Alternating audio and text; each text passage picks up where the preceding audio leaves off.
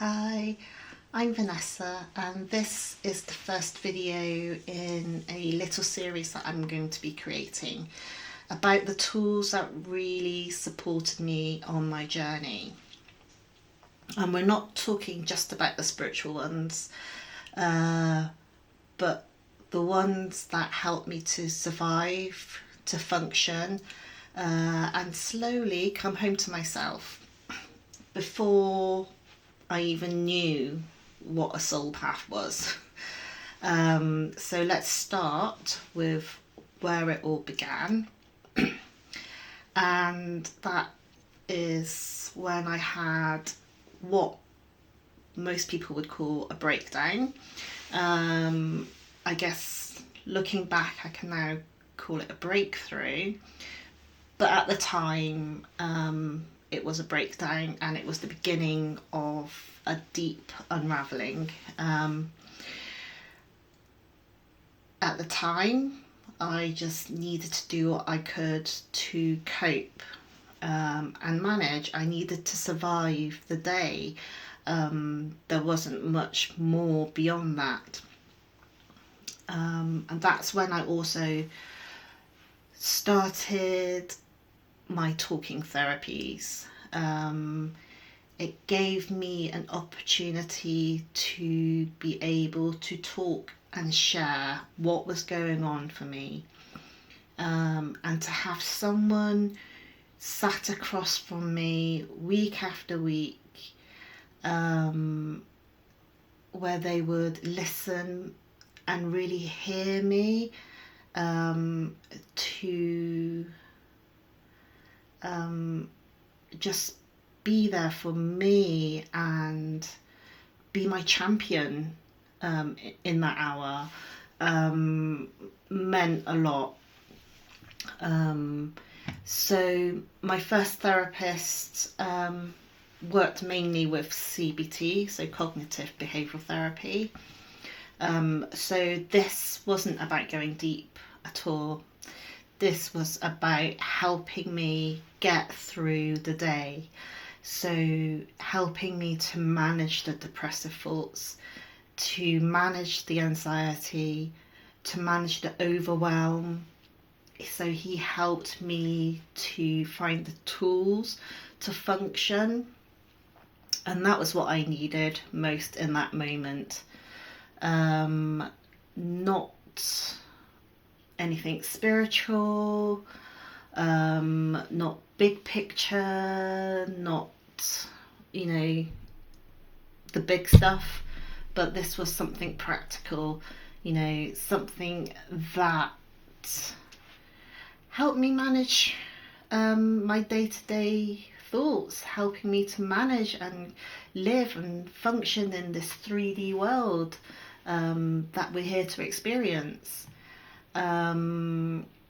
And I honestly believe that in order to be able to walk a spiritual path, we have to be able to function here, to live, to breathe, to parent, to be in relationships, to exist.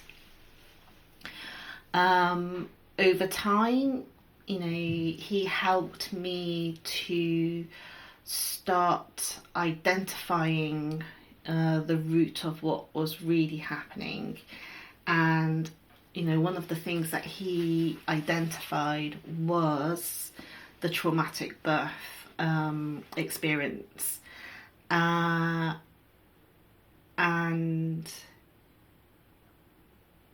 for him to identify that for me was a massive thing, for it to actually be acknowledged, that this was something that was still echoing in my life, was profound.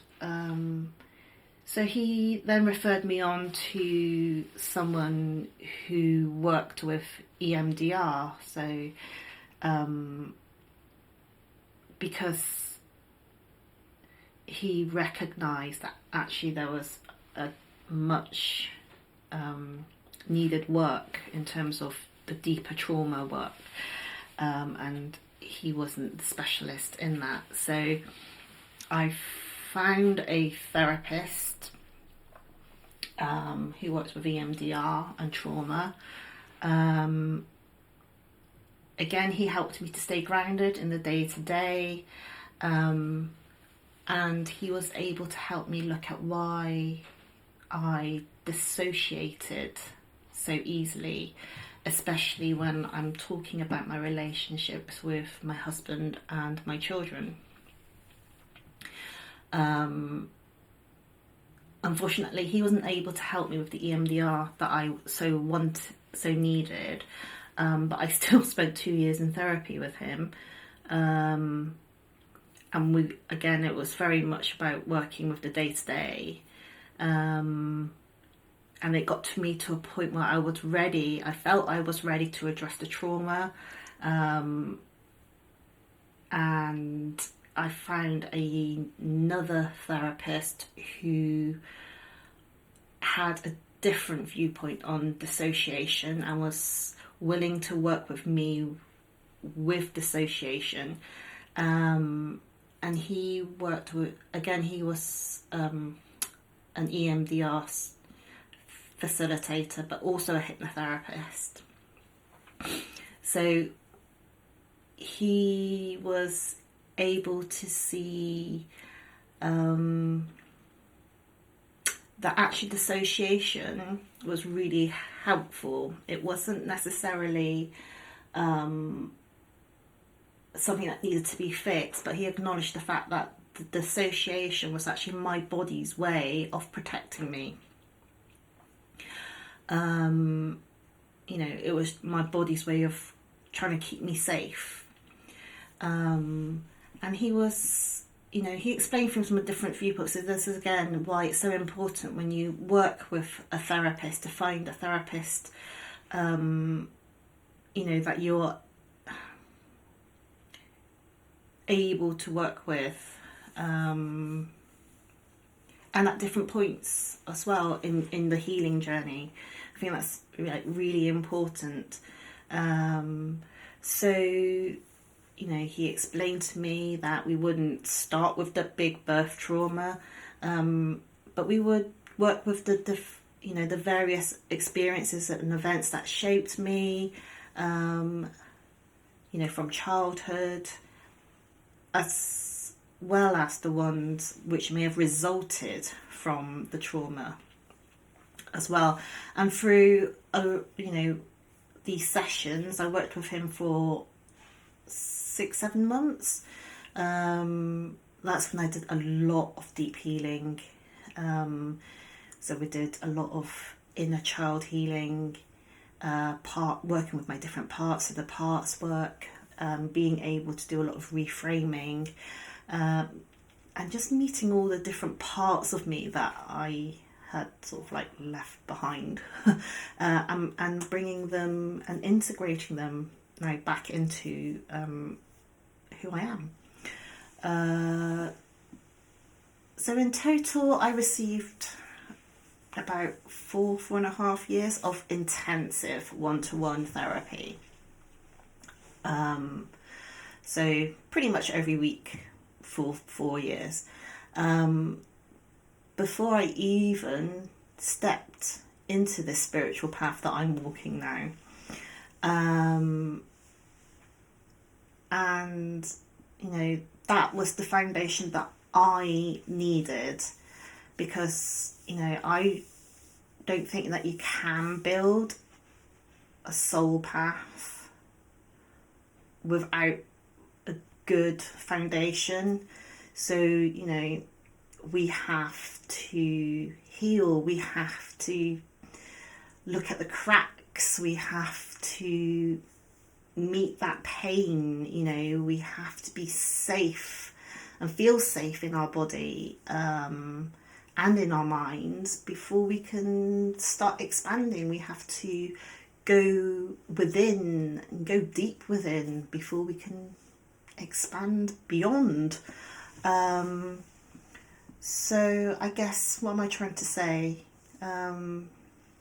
That if you're in that place now of just trying to hold it together,